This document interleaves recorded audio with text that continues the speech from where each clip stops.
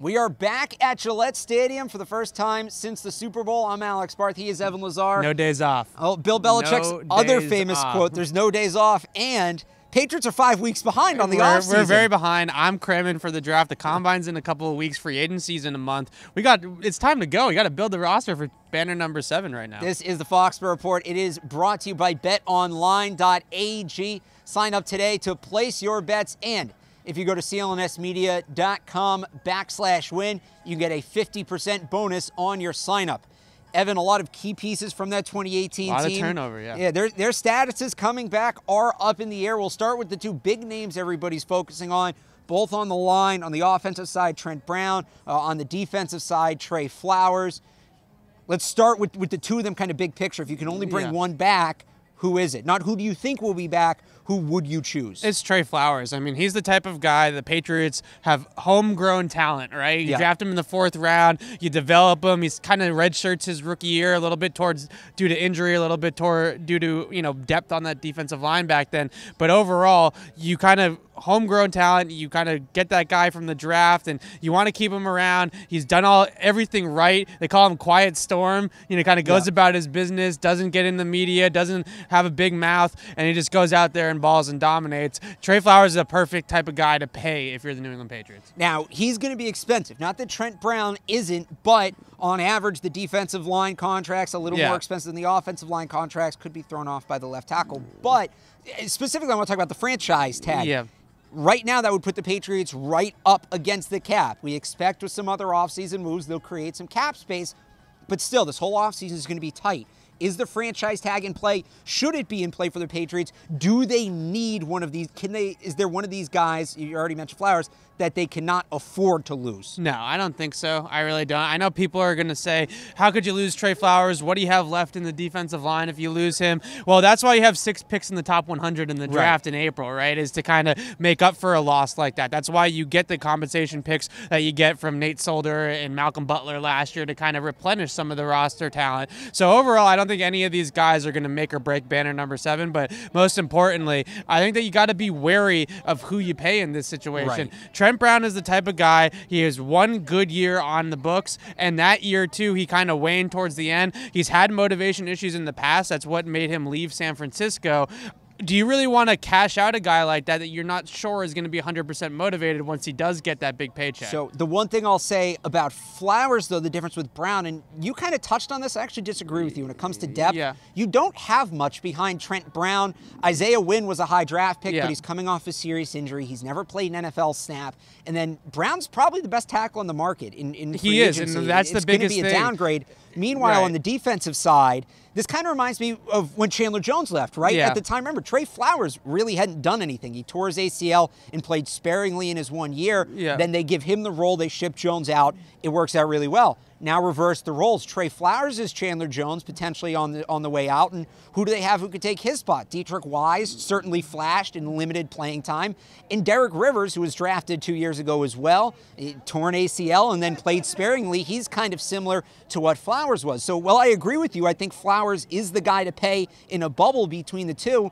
The Patriots are all about asset allocation. What's the best way to spend their money? Flowers might be a little more expensive. With the depth potentially there behind him, is he the guy to pay when, Brown may be a little more of a risk, but is he a bigger risk than letting him walk and whoever else you have to put at Tom Brady's I think that, really, to me, the narrative of how well Trent Brown played this year and the reality of how well Trent Brown played this year are two different things. A lot of people think that Trent Brown was Bruce Armstrong out there on the blind side. Solid reference. It was like a Hall of Famer for the Patriots in this game, this past season. He was good. He wasn't great. And it kind of reminds me of the Nate Solder situation where you don't want to overpay a guy just because he's the best tackle on the market and somebody else is going to go out and pay him a huge contract. I think Trent Brown will end up the highest paid tackle in football. Right, just like Nate Solder did. And now we're all laughing at the Giants for doing that, and the Patriots went out and they found a bargain in Trent Brown.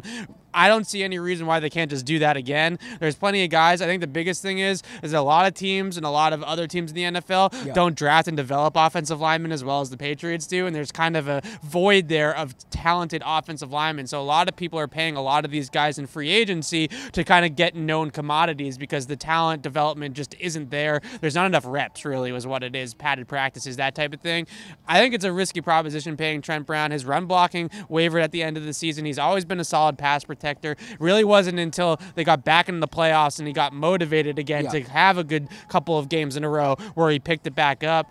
I think Trent Brown could go someplace next year and you could see a very Nate Solder-ish type deal where he kind of falls off a little bit. All right, 2 players does not a roster make. There's a lot of other guys whose contracts will be up. Yeah. Wide receiver position, pretty much everybody. Besides Edelman. Right, everybody but Edelman and a couple guys who are on IR, but Braxton Berrios's and Darren Andrews of the world. Damon Patterson, right. But Cordero Patterson, Chris Hogan, Philip Dorsett, all up.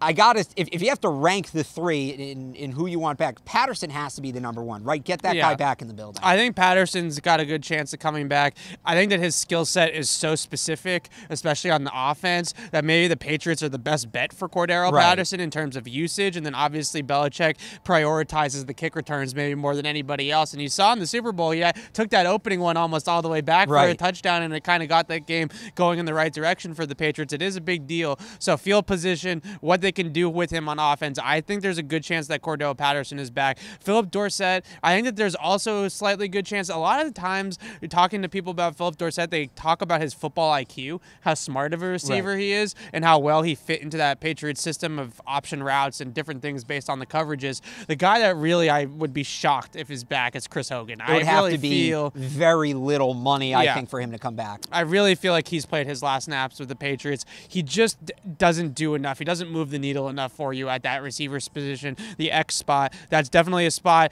Yeah, they play a little bit in the slot, but they mostly play on the perimeter. That's a spot the Patriots are going to have to try to upgrade in the offseason, I would think. I just don't know if Hogan's done enough, and some team is probably going to give him a similar deal to what Danny Amendola got in free agency last year. We saw how that worked out. We'll touch on that in another 12, video. $13 million, somewhere around there, and I think that's going to be too rich. All right. Lastly, the specialist. You talked about this how is much, huge, right? And it's Belichick. I know. It's special teams. I know it's people big. don't care, but remember that Super Bowl? Ryan Allen was absolutely huge. Should have been in the conversation for MVP. He might have been. Gostowski's contract is up at the Patriots have had a tendency the last few punters where when the guy's on the last year of his deal, they bring somebody into camp and he beats him out. That's how Allen won the job. That's how Zoltan Mesko won the job. They tried to do that. It didn't work out. I was going to say. Bojorquez lost. Bojorquez. You almost had it. Yeah. So Allen won the job. I think great. He won it long term. I think Allen's going to be back, and I think ultimately Gostowski is as well. We've seen the last 3 or 4 years the wave of kickers that's come out of college football.